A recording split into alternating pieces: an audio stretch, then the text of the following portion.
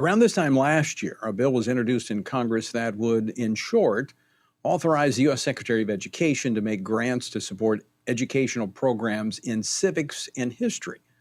While at first glance, the Civic Secures Democracy Act may appear innocuous, closer inspection reveals a doorway through which the left will be able to spread across the nation the divisive teachings inspired by critical race theory. And with a plan underway to soon introduce a revised version of the bill, my next guest is warning Republicans not to be fooled. Support for the bill is support for CRT-infused, federally controlled curriculum. Joining me now to talk about this is Stanley Kurtz, Senior Fellow at Ethics and Public Policy Center, who's been tracking this closely. Stanley, welcome back to Washington Watch. Thanks so much for having me, Tony. So apparently you did such a good job of sounding the alarm last year that they're now kind of cloaking this in language that may fly under the radar. Tell our viewers about it.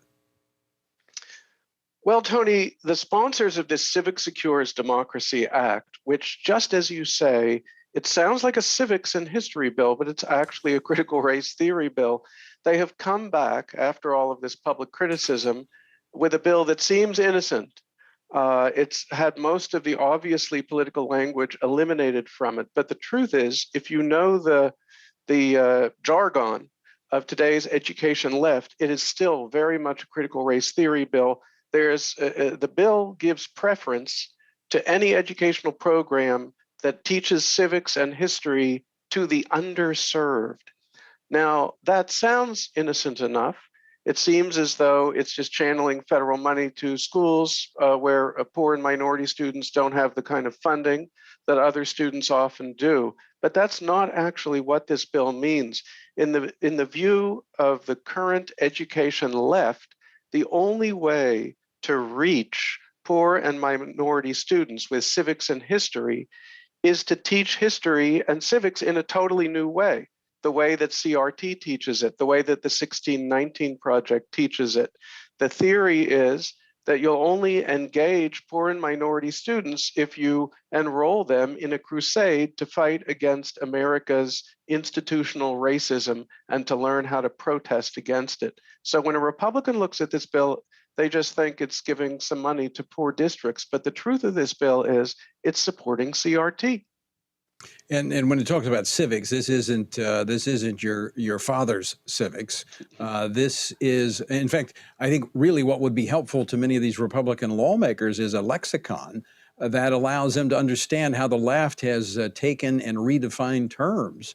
Because when you talk about the action civics, this basically taking CRT to make people disgruntled about what America is and propel them into political and sometimes, I think some of what we saw on the streets of 2020 in the summer were a part of action civics that had been the seeds that have been planted in our schools over the last decade.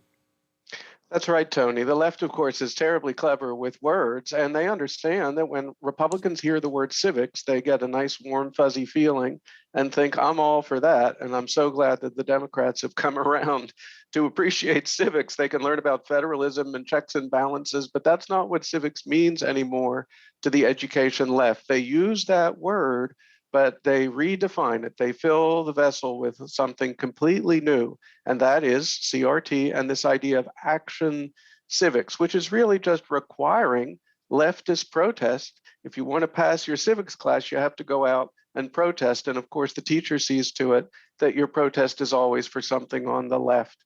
So we are thoroughly politicizing our schools, and the Biden administration would be in charge of doling out all of this money. And we've already seen that they thoroughly support CRT. They've attacked parents as domestic terrorists for opposing CRT. Biden administration will ladle out all this money to the most radical leftist groups. So Stanley, we have parents that are now engaged at school board levels, bringing attention to this, but this then comes from the top down, from the federal government, $600 million to fuel this CRT-infused curriculum into the schools. So this is, kind of an outflanking maneuver of parents. So you need to be watching this at the federal level. What's the status and what can people do? Well, right now, the coalition that backs the Civic Secures Democracy Act is trying to essentially dupe Republicans into co-sponsoring the bill. The original bill, was backed by Senator Cornyn and Representative Tom Cole of Oklahoma. And then it received all of this criticism. Cornyn and Cole backed off. And now the position of the coalition seems to be, we're going to try to reintroduce this stealthier version of the bill, but only if we can get some additional Republicans. So what I'm trying to do is blow the whistle on this trick language. So far as I know, the bill has actually not been introduced yet. The key is to inform Republican senators and congressmen that they should not join in co-sponsorship of this bill. That's the way to stop it at this moment. All right. Well, we'll continue to track this and put out that word. The more we handle education at the local level, of course, my opinion is we handle it in the home. That's the best place. But next to that would be the local school board and not the federal government. Stanley Kurtz, always appreciate you coming on the program. You do great work. Thanks so much for keeping our viewers and listeners informed. Thanks for having me, Tony. Absolutely.